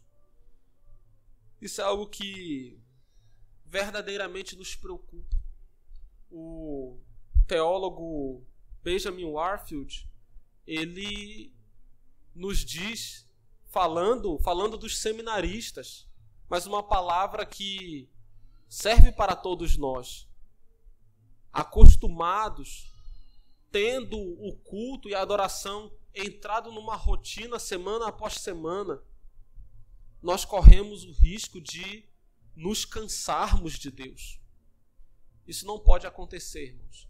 Diante dessas verdades, nós devemos nos maravilhar, nós devemos nos regozijar, que o Senhor nos abençoe e que a sua criação e a sua providência sejam verdadeiro motivo para a nossa admiração.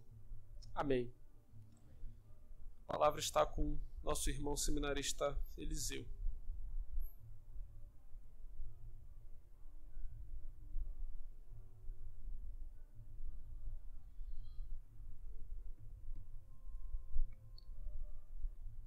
Amém, amados irmãos. Eu convido, então, para que você, juntamente comigo, possa, mais uma vez, louvar o nome desse Deus majestoso e grandioso, ao som do cântico A Majestade do Senhor, que é um cântico baseado no livro do profeta Isaías, no capítulo 40.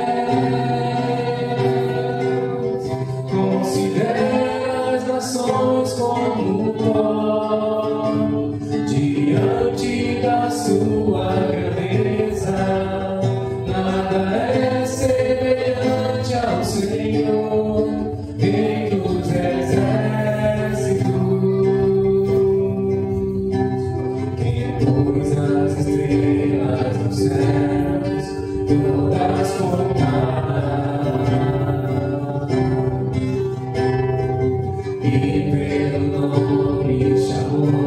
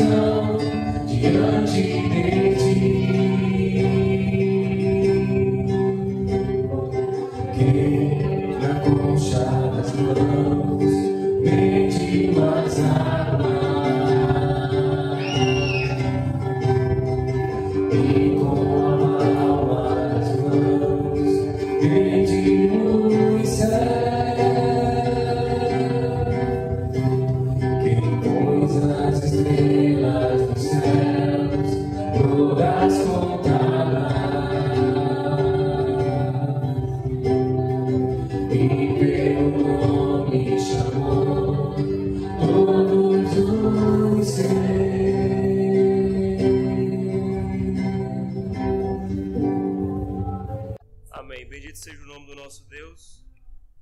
Eu convido para que você leia juntamente comigo a instrução contínua que temos lido do breve catecismo. Nós leremos hoje a pergunta de número 75. Leiamos. O que proíbe o oitavo mandamento? Resposta. O oitavo mandamento proíbe tudo que impede ou pode impedir injustamente o adiantamento da riqueza ou do bem-estar, tanto nosso como do nosso próximo. Amém. Convido os amados irmãos para que possam se colocar de pé, para que possamos orar também ao nosso Deus, encerrando o nosso culto nesta noite.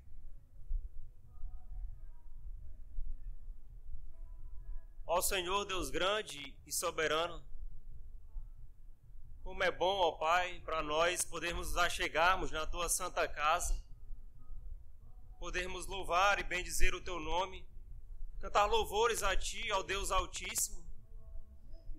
Desde as primeiras horas da manhã, neste dia santo, separado para o Senhor, nós buscamos a Tua face, buscamos a Tua presença, buscamos louvar e bendizer o Teu nome, reconhecendo, como vimos nesta noite, a Tua grandeza, a Tua majestade, a Tua soberania, o Teu poder.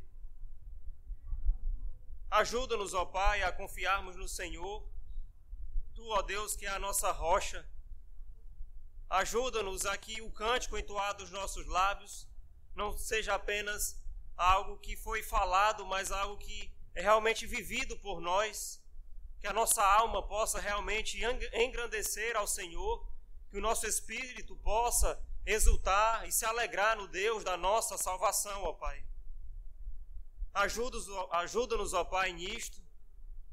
Tem misericórdia de nós, Teu povo, que nos achegamos diante de Ti, clamamos pelo Teu nome, clamamos pela Tua presença, clamamos pela Tua direção, pelo Teu governo sobre nossas vidas. E como vimos também esta noite, ajuda-nos, ó Pai, a confiarmos tão somente no Senhor, como o Teu profeta Isaías mesmo diz, mesmo perdendo um grande rei diante da Sua presença, contemplar a dificuldade do povo, mas nós, quando levantamos os nossos olhos, quando olhamos para o céu, nós contemplamos ao Senhor assentado no Seu alto e sublime trono, governando a tudo e a todos desde a eternidade, e assim o fará também por toda a eternidade. Ajuda-nos, ó Pai, em todas estas coisas. Ajuda-nos também a fortalecer a nossa fé, a confiarmos cada vez mais no Senhor, a exultarmos, como já falamos anteriormente, no Deus da nossa salvação, a bendizermos o Teu Santo Espírito que nos guia, que nos dirige, ó Pai, que nos constrange diante do nosso pecado, que nos ajuda, ó Pai, também a confiarmos no teu Filho e amado Jesus Cristo, Ele que é a imagem do Deus invisível, Ele que recebeu da parte do Senhor desde toda a eternidade o governo sobre tudo e todos, é o Criador de todas as coisas, como diz a tua palavra em Colossenses. Ele que sustenta todas as coisas pela palavra do seu poder. Ele que criou a tudo e a todos. Ele, ó Pai, que deu a sua própria vida para que tivéssemos vida e vida em abundância, para que a despeito do nosso pecado fôssemos reconciliados com Deus. Te bendizemos, ó Pai, por tão grande favor derramado sobre nós. Te bendizemos e louvamos e exaltamos o teu nome, como também, ó Pai, te pedimos que o Senhor Deus tenha misericórdia de nós, o teu povo. Nos ajude, ó Pai, como já dissemos também, a confiar no Senhor, até a nossa fé fortalecida, a contemplar a grandeza e a majestade do Senhor, nós possamos então descansar em Ti, que é o Deus de toda a providência, sabendo que o Seu Deus a tudo faz como lhe agrada, e que aquilo que o Seu Deus mesmo faz é certamente melhor do que tudo quanto pedimos ou sequer pensamos. Ajuda-nos também, ó Pai, a contemplando a grandeza e a majestade do Senhor. Isso evoca também um outro atributo do Senhor, que é a tua santidade. E como a tua palavra mesmo diz, que nós devemos então assim, ó Pai, ser santos, como o Senhor Deus mesmo é santo. Que sejamos, ó Pai, então, santos em nossa vida particular. Conduze, ó Pai, o teu povo durante esta semana, para que viva em santidade diante do Senhor, que tendo sido reanimados, alegrados, fortalecidos pela tua palavra, que assim então, tendo nosso espírito renovado, estejamos firmes e preparados para este mundo lá fora. Conduz, ó Pai, a tua igreja em santidade, conduz a tua igreja em fidelidade, em obediência, em disposição a obedecer com sincero coração ao Senhor, ó Pai. Fortalece, ó Pai, a tua igreja, fortalece o teu povo, exalta o nome do teu Filho acima de todas as coisas. Guia-nos, ó Pai, em tudo, como também despede o teu povo em paz e segurança até os seus lares, guardados e protegidos pelo teu paternal cuidado. Essa é a oração que nós fazemos, no nome do nosso Senhor e Salvador, Jesus Cristo. Amém. Podeis assentar, irmãos. Passando aos nossos avisos desta noite, lembrar da nossa agenda semanal. Na nossa quarta-feira nós teremos, se Deus assim permitir, nossa reunião de oração e doutrina. Nós estudamos nas últimas duas quarta-feiras formas de abordagem do evangelismo, como nós fazemos o evangelismo da melhor forma e também como nós devemos nos dedicar ao zelo para com a palavra do Senhor, que aprendendo a palavra do Senhor, isso certamente facilitará a nossa ação missionária, a nossa ação de anunciar o evangelho de Cristo. Eu creio que a partir dessa quarta-feira, o reverendo Herardo ainda vai definir isso, mas pelo que ele me disse, nós começaremos a trabalhar livros específicos da Escritura. Então nós trabalharemos um livro, e é provável que nós trabalharemos um livro a cada quarta-feira. Ainda não sei bem isso, eu não sei se será assim dessa forma, mas que nós veremos assim um panorama do livro, o que ele trata, quem é o autor, qual é o objetivo do autor, quais são as aplicações desse livro, tanto para o povo naquela época quanto para nós hoje. Certo? E no próximo domingo também, se Deus assim nos permitir, nossa EBD, às 9 horas da manhã, bem como o nosso culto solene, às 18h30, que será também seguida da ministração da Ceia do Senhor. É um dia certamente importante para nós, a Ceia do Senhor, mas não torne como algo diferente. Todos os domingos são dia do Senhor. Todos os domingos Deus requer que nós estejamos diante da sua presença. Mas aproveite também essa oportunidade que tem de se alimentar também espiritualmente com o corpo e com o sangue de Cristo.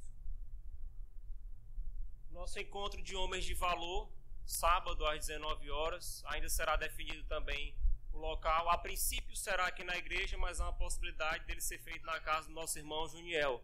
Isso será posteriormente definido e repassado aos irmãos no grupo.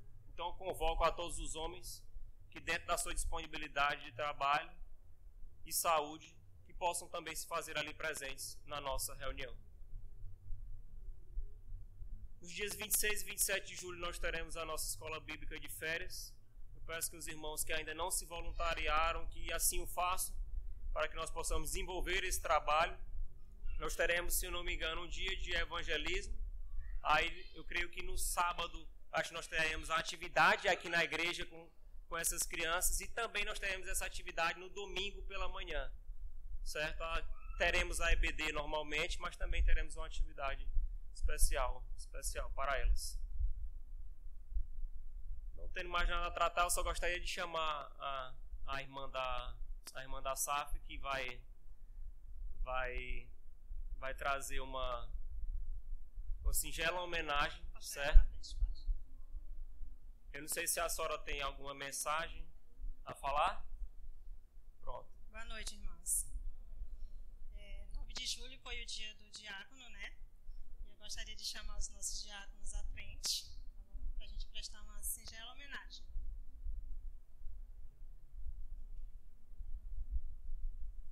O texto é grande.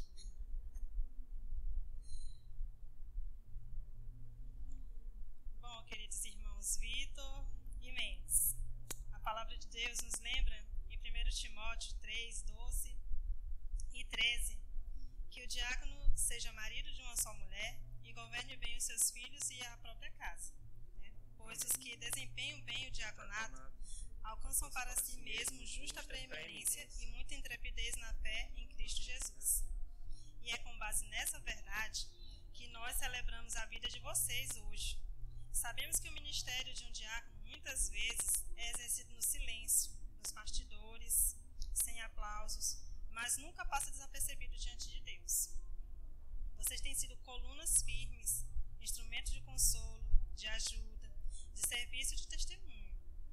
Em cada gesto, cada visita, cada palavra, cada cuidado com a casa do Senhor, cada ato de amor ao próximo, vocês têm refletido o coração de Cristo que veio para servir. A presença de vocês aqui, ao longo do tempo, é uma inspiração para todos nós. Vocês são verdadeiramente servos bons e fiéis.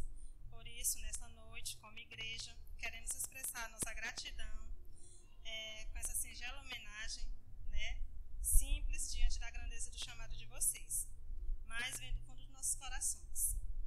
Vitor, Mendes, irmãos, que o Senhor continue sustentando vocês com graça, sabedoria e força. Que a alegria de servir nunca se perca e que tudo que vocês fizerem continue sendo para a glória de Deus. E agora, como forma de carinho e reconhecimento, nós gostaríamos de entregar este singelo presente, já, não apenas como símbolo, mas como uma expressão do quanto vocês são amados e honrados entre nós. Que Deus os abençoe ricamente, tá bom? Amém.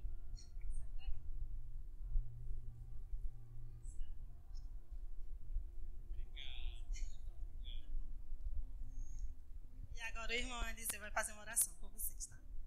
Antes de nós fazermos uma oração, a liderança da igreja também preparou uma mensagem aos nossos diáconos, certo?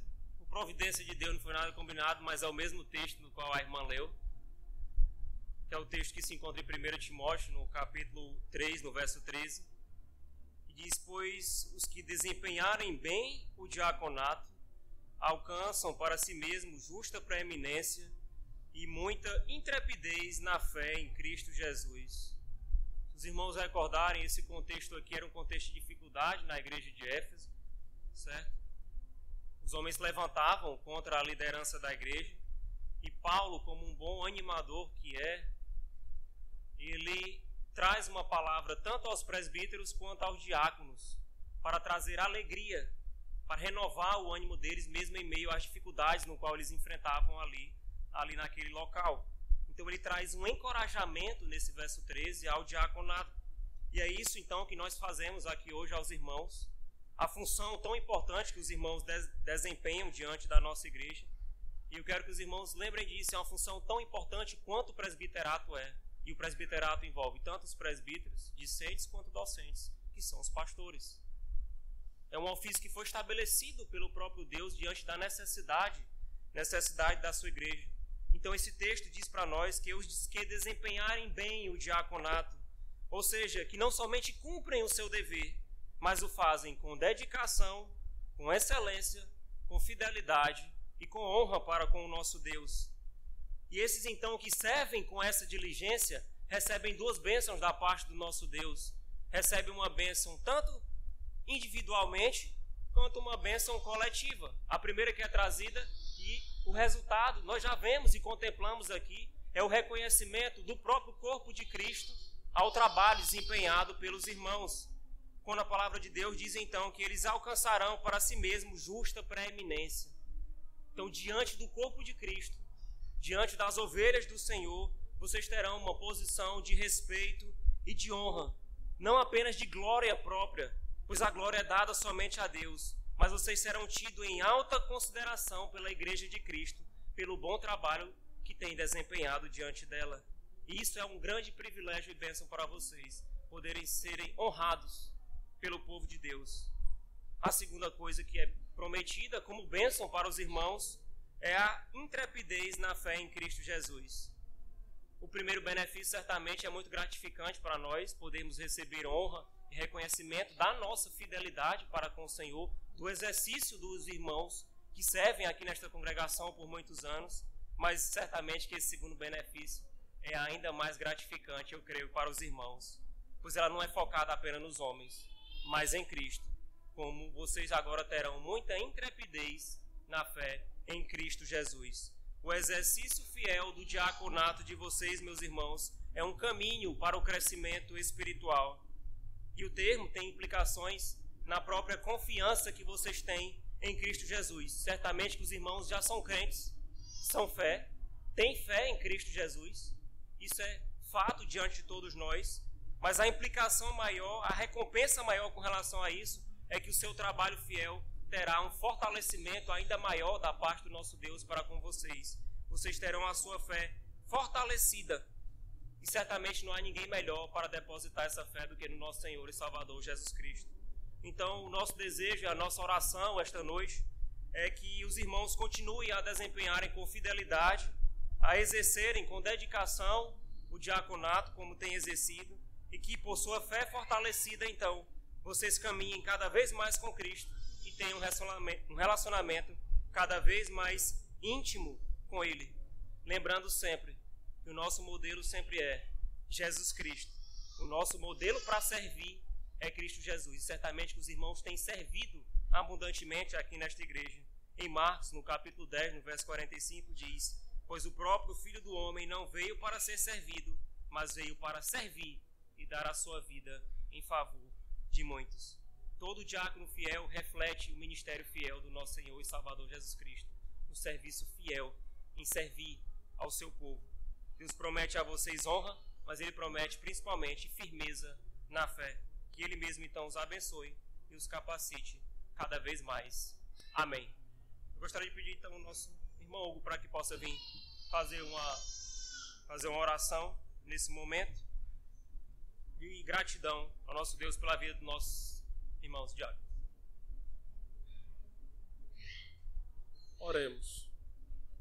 Senhor Deus Santo, Deus de amor e de infindáveis misericórdias, Senhor, que para o bem do teu povo, para o bem da tua igreja, estabeleceste diáconos, ó Pai, para o serviço, para o exercício da misericórdia.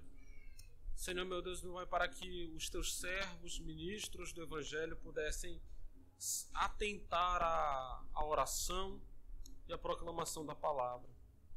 Deus Santo e Eterno, coloco diante de Ti a vida destes irmãos e Te peço, ó Pai, que muito os abençoe, que lhes conceda, Senhor, a intrepidez que nos diz a Tua palavra, que os use como um instrumento nas Tuas santas mãos para o avanço do Teu reino neste mundo. Senhor, meu Deus, que eles sejam colunas dentro desta igreja em serviço a este povo, Senhor, meu Deus, em estabilidade para este trabalho, e que na vida de cada um deles o Teu nome seja glorificado e engrandecido. Que eles manifestem, Senhor, o modelo do diácono bíblico, buscando, ó Pai, dia a dia, conformidade ao Teu Filho, nosso Senhor e Salvador, em nome de quem Te fazemos esta oração. Amém.